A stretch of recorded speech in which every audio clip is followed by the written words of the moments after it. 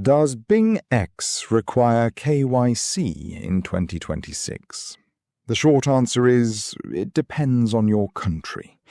In regions like the UK, Canada, Australia, and most of Europe, BingX usually requires full identity verification before you can access all trading features.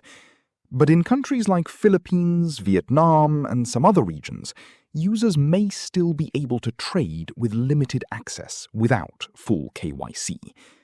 Now, keep in mind, even if no KYC works at first, BingX can still ask for verification later, especially for larger withdrawals, futures trading, or security checks.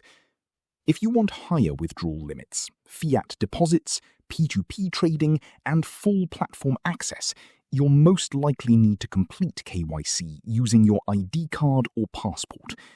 Crypto regulations are getting stricter every year, so exchange policies can change fast in 2026. Always check the latest rules directly on BingX before signing up.